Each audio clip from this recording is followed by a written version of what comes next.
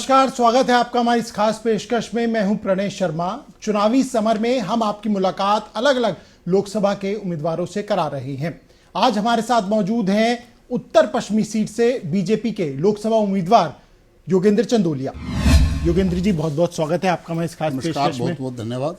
योगेंद्र जी, छात्र राजनीति से आपने राजनीतिक सफर शुरू किया था और अब आज आप लोकसभा का चुनाव लड़ रहे हैं। इस करीब 40 साल का ये आपका सफर है, किस तरीके से देखते हैं इसे? देखिए, मैं राष्ट्रीय स्वयंसेवक संघ का बाल्यकाल का स्वयंसेवक था। उसके बाद मैं विद्यार्थी परिषद से जुड़ा जी। तो दिल्ली की सड़कों पर कॉलेज के बाहर लिखता था, एबीवीपी के सदस्य बने। 6 नवंबर 1985 को भारतीय जनता पार्टी का एक रैगरपुरा मंडल का मंत्री बना और उससे लेकर 1 अगस्त 2023 को हमारे प्रदेश अध्यक्ष श्री वीरेंद्र सिंह जी ने मुझे महामंत्री बनाया। 39 साल तक पार्टी के जिला, प्रदेश सब पदों पर मैंने काम किया एक कार्यकर्ता के नाते। अब पॉलिटिकल देखें तो कार्यकर्ता तो मैं आज भी हूँ, बेशक महामंत्री हूँ, चाहे चुनाव लड़ रहा हूँ, मेरे मन में कार्यकर्ता के भाव हमेशा रहते हैं। 15 साल एक ही वार्ड से निगम पार्षद रहा।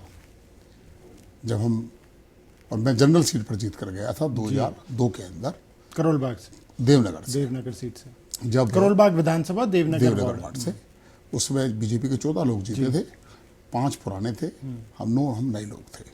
2007 में जब भारतीय जनता पार्टी दिल्ली में सत्ता में आई तो उस समय विजेंद्र गुप्ता जी स्टैंडिंग कमेटी के चेयरमैन थे, आरती मेहरा जी मेयर थी, सुभाष आर्या जी नेता सदन थे और मैं 2 वर्ष तक स्टैंडिंग कमेटी का डिप्टी चेयरमैन रहा। उसके बाद 2010 और 2012 में संगठन ने मुझे स्टैंडिंग कमेटी का चेयरमैन बनाया। उस चेयरमैन के कार्यकाल के अंदर हमने दिल्ली की जनता के लिए बहुत कार्य किए। अगर मैं कोई 2-4 विशेष कार्य बताना चाहूँ तो ये जो लगभग 7,000 सफाई कर्मचारियों को मेरे समय में रेगुलराइज किया गया था, उनकी एवजीदार थे, उनको तनख्वाह भी उनकी बढ़ी और उनको लगभग एरियर के रूप में 8 से 10 लाख रुपए उनको मिला। तो ये मैं मानता हूँ कि एक मेरे लिए आप कह रहे हैं आपने बहुत काम किया। आम आदमी पार्टी कहती है कि 15 साल में तो एमसीडी में कुछ काम ही नहीं हुआ है। देखिए, 15 साल में एमसीडी में क्या काम हुआ क्या नहीं हुआ ये तो दिल्ली की जनता सब जानती है। जितने काम नगर निगम में हुए हैं, ये जो आज यहाँ पर जहाँ मकान बन रहे हैं स्ट्रीट पार्किंग का, ये प्रस्ताव हमारा था। गांव के अंदर हाउस टैक्स ना लगे, ये प्रस्ताव हमारा था और दिल्ली सरकार ने गांव पर हाउस टैक्स लगाने की बात की है। मुझे दिल्ली सरकार से वो क्या कहते हैं क्या नहीं कहते, उनके ऊपर मुझे ज़्यादा कुछ बोलना नहीं है। हमने 15 साल अगर हमने काम नहीं किया होता तो 15 साल हम लगातार जीत नहीं सकते थे। जनता काम देखती है, काम के आधार पर देखती है। अब ये जीत गए, विधानसभा में जीत गए और नगर निगम में जीत गए, लेकिन लोकसभा में क्यों नहीं जीते? 2014-2019 में देश के प्रधानमंत्री नरेंद्र मोदी जी को देश प्रधानमंत्री देखना चाहता है और मेयर होते हुए, स्टैंडिंग कमेटी होते हुए मेरा 15 साल का जो अनुभव है वह अनुभव इससे उत्तर पश्चिम लोकसभा के लिए काम आएगा। आप निगम का भी चुनाव लड़े, आपने विधानसभा का भी चुनाव लड़ा और अब आप लोकसभा का भी चुनाव लड़ रहे हैं। किस तरीके से इस पूरी चीज को देखते हैं? क्योंकि लोकसभा की जब बात आती है तो 10 विधानसभा इसके अंदर होती हैं, एक बड़ा क्षेत्र होता है। देखिए, छोटा क्षेत्र हो या बड़ा क्षेत्र हो, व्यक्ति में काम करने की कैपेसिटी हो तो कोई बात नहीं। पहले भी तो सांसद इसी बड़े क्षेत्र में जीत के गए भारतीय जनता पार्टी के। मेरा जो संगठन का जो अनुभव है और मेरी जो भारतीय जनता पार्टी का कार्यकर्ता है, देश का सबसे बड़ा संगठन विश्व का भारतीय जनता पार्टी, जिसके 20 करोड़ मेंबर हैं। मेरे हजारों एक वार्ड के अंदर हजारों के आसपास कार्यकर्ता, पन्ना प्रमुख, त्रिदेव हमारे कार्यकर्ता हैं और सब जी जान से जुटे हुए हैं। क्योंकि आज योगेंद्र चंदोलिया मैटर नहीं करते कि मैं कोई लोकसभा का चुनाव कौन लड़ रहा है। लोकसभा का चुनाव नरेंद्र मोदी जी के नाम के ऊपर है और भारतीय जनता पार्टी के कार्यकर्ता नहीं, अपितु मैं तो जहाँ जहाँ जा रहा हूँ लोग कह रहे हैं कि नरेंद्र मोदी जी को तीसरी बार प्रधानमंत्री बनाएंगे। लेकिन आपकी ही अगर सिर्फ लोकसभा सीट की बात करें 2014 में उदित राज यहां से सांसद बने, 2019 में हंसराज हंस को मौका दिया और अब आपको मौका दिया जा रहा है। तो एक ये भी जो जनता कहती है कि हर बार इस सीट पे जो उम्मीदवार हैं, जो प्रतिनिधि हैं, उन्हें बदला जा रहा है। देखिए, जनता अगर हमारे से पूछ रही है तो जनता को अधिकार कांग्रेस से भी पूछने का है, जनता को अधिकार आम आदमी पार्टी से पूछने का है। ये पार्टी का निर्णय होता है किस कार्यकर्ता को चुनाव लड़ाए, और पार्टी बड़ा सोच समझ के निर्णय करती है। मैं ये बात इसलिए नहीं कह रहा कि मुझे लड़ा दिया, मेरे साथ और भी लोग टिकटार्थी थे, तो मुझे संगठन ने मौका दिया तो मैं चुनाव में आ गया। उससे पहले जिन लोगों को मौका दिया था वो लोग चुनाव में आ गए। लेकिन वर्तमान स्थिति को कैसे देखते हैं? उदित राज जो 2014 में बीजेपी के ही टिकट पे सांसद बने थे, आज वो आपके सामने चुनाव लड़ रहे हैं कांग्रेस के टिकट पे। देखिए, उस व्यक्ति का नाम मैं अपने मुख से नहीं लेना चाहता। ये भारतीय जनता पार्टी है और पार्टी के हजारों कार्यकर्ता और देश के नरेंद्र मोदी के नाम पर वो चुनाव जीत कर गए थे। और अगर उन्होंने अपने क्षेत्र में काम किया होता तो नरेंद्र मोदी जी, ऐसा नहीं है, आज भी दो लोग, मनोज तिवारी जी चुनाव लड़ रहे हैं। अगर आज रमेश बिधूड़ी को टिकट नहीं दिया तो पार्टी ने दूसरा काम लगा दिया। उनको ये पेशेंस ही नहीं थे कि आपको घर से उठाकर, और आपने कम से कम 10 चुनाव लड़े होंगे और किसी भी चुनाव में आपकी जमानत जब्त के बगैर रही नहीं थी। ये भारतीय जनता पार्टी थी जो, उसके कारण आप इतनी बड़ी पंचायत में चले गए। आपका व्यक्तिगत कोई वजूद नहीं। वो तो कहते हैं कि सब देश में सबसे बड़ा दलित चेहरा ही उदित राज है, उन्होंने अपनी पार्टी भी बनाई हुई थी। देखिए, सबसे बड़ा अगर दलित चेहरा उदित राज है तो उन्होंने भारतीय जनता पार्टी में आने की गलती क्यों की? उनको अपनी पार्टी से लड़ना चाहिए था। आज क्यों कांग्रेस में आए, क्यों कांग्रेस से टिकट ले रहे हैं? जो उनका परिसंघ है उससे चुनाव लड़ लें, 543 सीट है, कहीं भी लड़ लें, क्या दिक्कत है? तो लेकिन मौजूदा अगर हालात की बात करें, उसे आप किस तरह से देखते हैं? क्योंकि आप कांग्रेस के खिलाफ भी चुनाव लड़ चुके हैं और विधानसभा में आप आम आदमी पार्टी के खिलाफ भी लड़े हैं, लेकिन पहली बार ये एक्सपेरिमेंट होने जा रहा है कि आम आदमी पार्टी और कांग्रेस एक साथ मिलकर चुनाव लड़ रही है और उदित राज गठबंधन के उम्मीदवार हैं। तो आपको नहीं लगता कि जो चुनौती है वो कहीं ज्यादा बढ़ गई है? देखिए, जो मेरा राजनीतिक अनुभव है वो ये कहता है, और सारा खेल आंकड़ों का है। पिछले चुनाव में कांग्रेस को 15% वोट मिले थे और आम आदमी पार्टी को 21% वोट मिले थे, और अगर दोनों का वोट जोड़ दिया जाए तो 36% होता है। और दिल्ली में भारतीय जनता पार्टी को 56.8% वोट मिले थे। तो हमारा उनसे कितना हो गया? 20% हम उनसे फालतू थे। ठीक है जी। और आज 2019 वाली कांग्रेस नहीं है। आज राजकुमार चौहान, अरविंद सिंह लवली, नसीब सिंह, नीरज बसोया, पता नहीं कितनी लंबी चेन है। वो आरोप ये भी तो लगा रहे हैं, अनिल चौधरी ने आरोप लगाया कि बीजेपी की मिलके ये सब जो पूरा घटनाक्रम हुआ है बीजेपी ने मिलके कराया है। आरोप तो ये भी लगा सकते हैं कि आम आदमी पार्टी और कांग्रेस का गठबंधन बीजेपी ने कराया है, ये भी कह सकते हैं। वो तो ये वही आम आदमी पार्टी है। केजरीवाल जी कहते थे बच्चों की कसम खाकर हम समझौता नहीं करेंगे। समझौता उस समय मुख्यमंत्री बनने के लिए किया। अगर आम आदमी पार्टी की इतनी ताकत थी, जैसा वो पंजाब में अलग अलग लड़ रहे हैं, एक दूसरे के कपड़े फाड़ रहे हैं, तो यहाँ ऐसी क्या आवश्यकता थी कि इन दोनों का कोई वोट बचा नहीं है? किस तरीके से इसे देखते हैं? जैसे आपने पंजाब का भी जिक्र किया, आपको नहीं लगता कि अरविंद केजरीवाल इस वक्त न्यायिक हिरासत में हैं, एक सिंपैथी वेव की जो बात कही जा रही है कि वो मिल सकती है अरविंद केजरीवाल को, वो कहीं ना कहीं बीजेपी के लिए नुकसानदेह साबित हो सकती है जिस तरह से उनकी गिरफ्तारी हुई है? देखिए, सब लोग बड़े समझदार हैं। 8 ईडी के नोटिस उनको दिए गए थे और उसके बाद वो ईडी बार बार उनसे रिक्वेस्ट कर रही थी। एक केजरीवाल साहब खुद हाई कोर्ट गए और हाई कोर्ट ने कहा कि आपको ईडी के सामने जाना चाहिए था। जब हाई कोर्ट का आदेश आ गया तो उसके बाद ईडी के पास कोई विकल्प बचा ही नहीं था।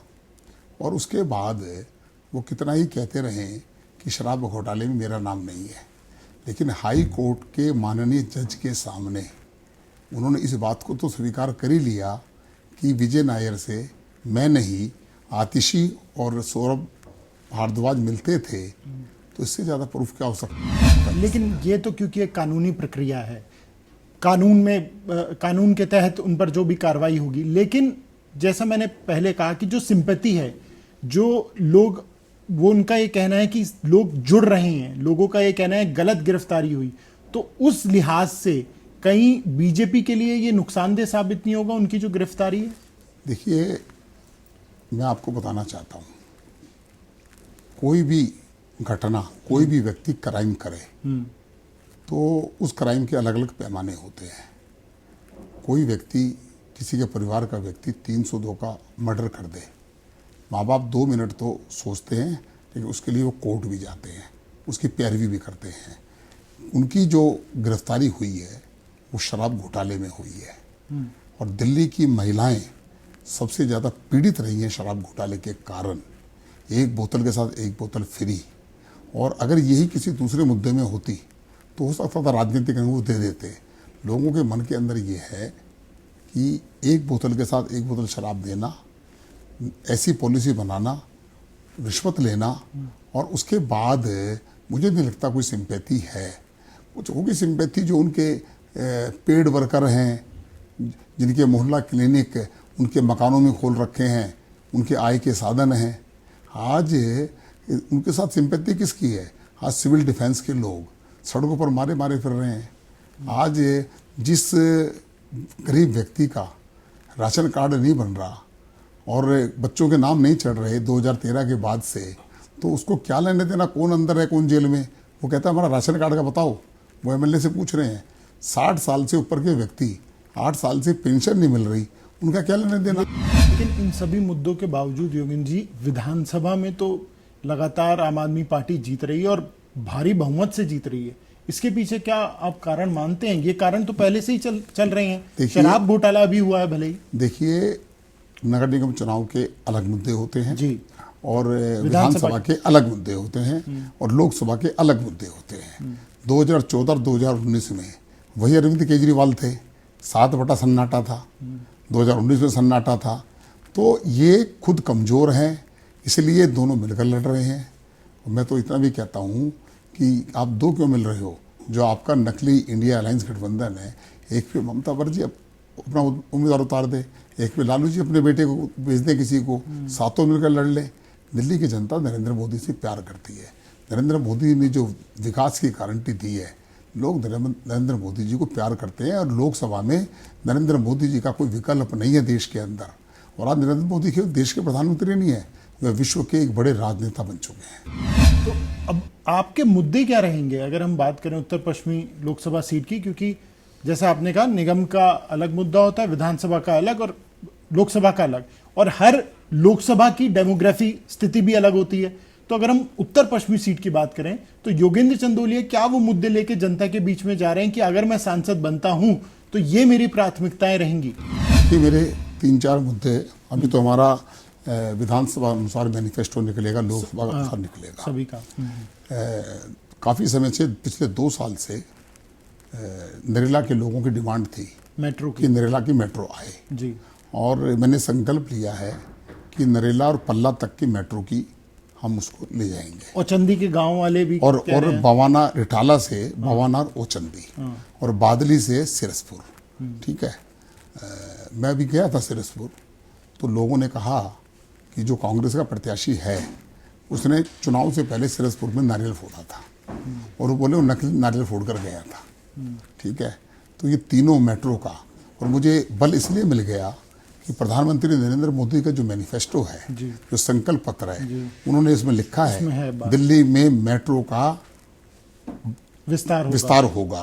तो जब मेट्रो का विस्तार होगा और मैं उत्तर पश्चिम लोकसभा का एमपी बनता हूं, तो मैं तो सबसे पहले ये तीनों क्षेत्र ऐसे ग्रामीण क्षेत्र हैं जिसमें लोग भारतीय जनता पार्टी को जबरदस्त समर्थन भी दे रहे हैं और डिमांड भी कर रहे हैं, और उनको मोदी जी पर विश्वास है।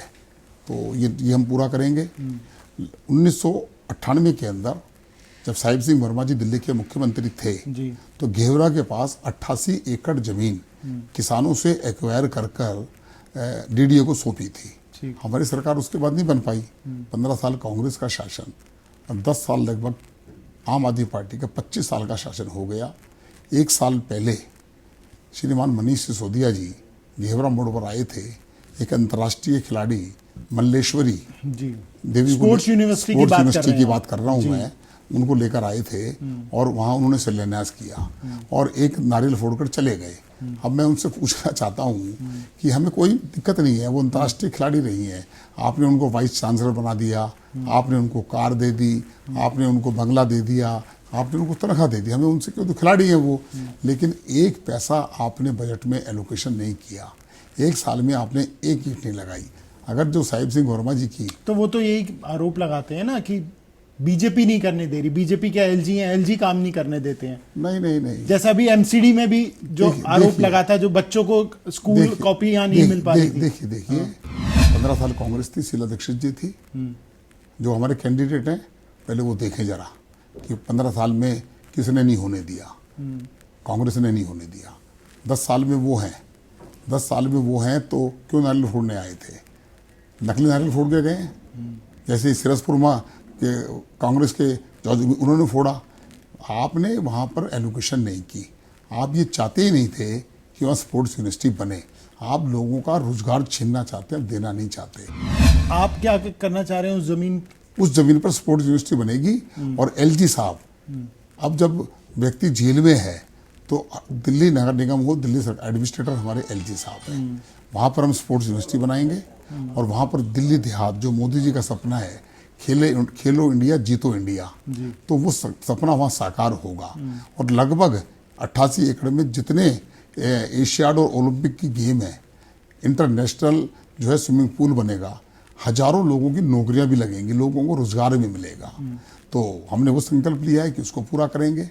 तीसरा, किराड़ी में लगभग 2,97,000 मतदाता हैं और लगभग 8 लाख से ज्यादा 10 लाख तक पॉपुलेशन है। आज अनाधिकृत कॉलोनियां भी सबसे ज्यादा है वहाँ। और उसके अंदर वह जो है पानी की, गंदे पानी की निकासी का काम नहीं है। वहाँ के एमएलए को एक वर्ष में 10 करोड़ रुपया बजट मिलता है और एक मेंबर ऑफ पार्लियामेंट को 5 करोड़ मिलता है। 100 करोड़ रुपया साल का, और उसके बाद भी वह उसका विकास नहीं कर पाए। लोग तरसते हैं, गड्ढे और सड़क में अंतर नहीं है। और मैं आपको बताना चाहता हूं कि लोग कह रहे हैं कि 100 से ऊपर लोगों की पानी में डूबने से मृत्यु हुई है। और अब जितनी हो गई, वहाँ के मतदाताओं ने शोर मचाया होगा, लेकिन अगर एक भी मौत वहाँ पर हुई तो जो डिपार्टमेंट है, चाहे दिल्ली का जल बोर्ड हो, फ्लड हो, और चाहे वहाँ का एमएलए हो, पार्षद हो, योगेंद्र चंदोलिया एफआईआर दर्ज कराएगा। वो आपने एक ग्रामीण का जिक्र किया। ग्रामीण क्षेत्रवासियों की एक और परेशानी है योगेंद्र जी, किसानों का ये कहना है कि जो उनका सर्कल रेट है वो कम है, जबकि हरियाणा लगता हुआ हरियाणा की जमीन महंगी है और दिल्ली की सस्ती है। ये भी एक परेशानी है जो वो झेल रहे हैं। ये लोगों ने मुझे बताया है जी। अब सर्कल रेट तय करने का काम दिल्ली सरकार का है जी। दिल्ली सरकार क्यों रेट नहीं बढ़ा रही, इसका जवाब तो वो दे पाएंगे। मुझे लोग कह रहे हैं कि जी सर्कल रेट हमारा बढ़ना चाहिए। केजरीवाल साहब जो है बढ़ाएंगे उसका, जब तक मोटी घूस नहीं मिलेगी तब तक नहीं बढ़ाएंगे। अनाधिकृत कॉलोनियां भी आपके लोकसभा क्षेत्र में काफी अधिक हैं और वहां की जो समस्याएं हैं वो लगातार बढ़ती जा रही हैं और लोग काफी परेशान हैं। तो उन कॉलोनियों को लेके भी कोई विजन है आपके पास? 100% विजन है। नरेंद्र मोदी जी ने जो पीएम उदय योजना का किया था, लोगों का विश्वास नहीं जुटा पा रहे लोग कि भाई हम रेगुलर, उनको ये लगता है कि हमारा मकान है, हमें कोई ज़रूरत ही नहीं है। तो लेकिन हमारा बनने के बाद हम उनको विश्वास दिलाएंगे कि आपकी रजिस्ट्री पक्की करेंगे, जिससे आपको लोन मिलेगा। तब व्यक्ति को कोई जाते हैं, कोई उनको लगता है कि हमें क्यों बेकार परेशान होकर जाएं, कोई दिक्कत ना आ जाए। और दूसरी जो किराड़ी की सबसे बड़ी परेशानी है, लगभग 8 से 10 लाख लोग रहते हैं और मेहनतकश मजदूर लोग ज़्यादा रहते हैं वहाँ पर। वह अपने काम धंधे पर जब रोहतक रोड की तरफ निकलते हैं तो घंटों घंटों सुबह शाम जाम में रहते हैं। वहाँ पर एक रेलवे का फाटक है 12C, उसके ऊपर नरेंद्र मोदी जी की सरकार ने, रेल मंत्री जी ने 132 करोड़ का बजट दिया हुआ है बाई अंडरपास बनने के लिए, लेकिन केजरीवाल साहब ने उसकी एनओसी नहीं दी। 5 जून को ही एलजी साहब से मिलकर उसकी एनओसी लेंगे, पैसा अलॉट हो चुका है, और वो अंडरपास जब बन जाएगा तो क्राडी के लोगों को एक ऐसा जीवनदान मिलेगा जो 2-2, 3-3 घंटे जब भी कोई ट्रेन निकलती है, दिन में 5 बार 10 बार, तो उनको सड़कों पर खड़ा रहना पड़ता है। किराड़ी, सुल्तानपुर माजरा और नरेला, इन 3 विधानसभाओं में पीने के पानी की भी बहुत बड़ी समस्या है। तो उसके लिए क्या आप रोड मैप तैयार कर रहे हैं? क्योंकि वहां पर अभी भी टैंकर से पानी सप्लाई होता है उन कॉलोनीज में, और गर्मियों में खासा वहां पर जो लोग हैं वो पानी की किल्लत से जूझते हैं। देखिए, मैं आपसे एक कदम और आगे बढ़ता हूँ।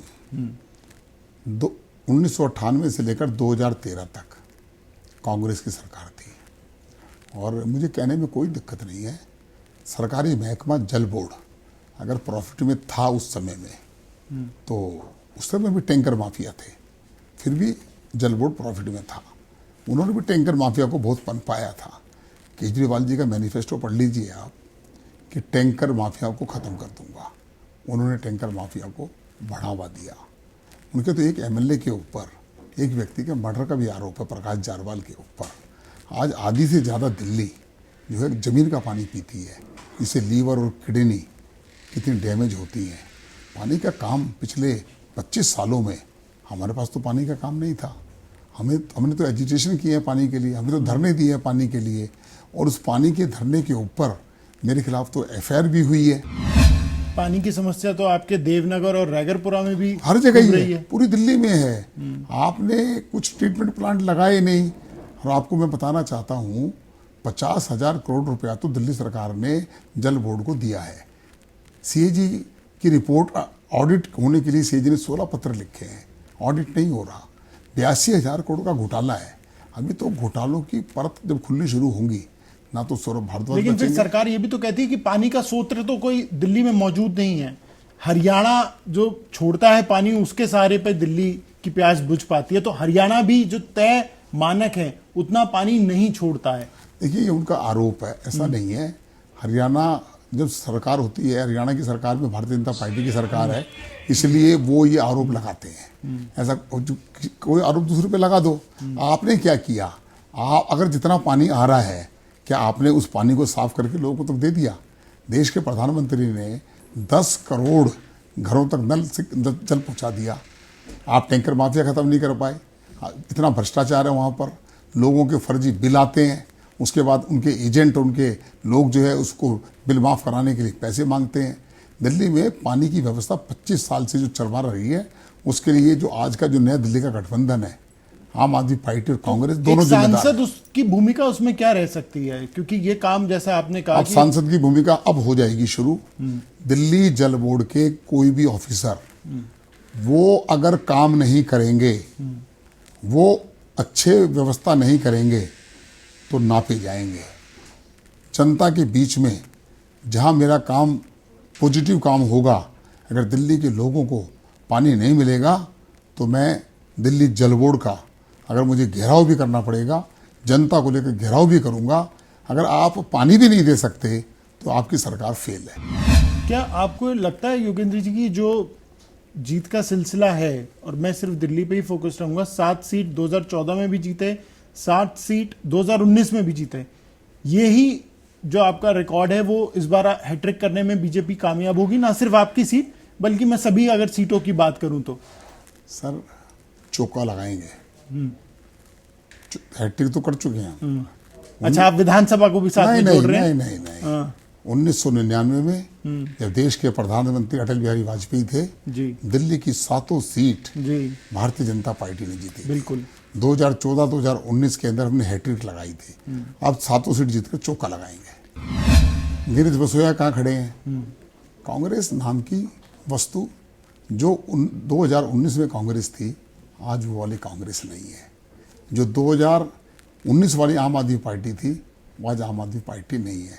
आधे रेल में, आधे जेल में, आधे बेल में है। लोग सब जवाब देना जानते हैं। चलिए, आपने अपना समय दिया, इसके लिए बहुत बहुत शुक्रिया। तो फिलहाल हमारी इस पेशकश में इतना ही। आप देखते रहिए टोटल टीवी न्यूज़।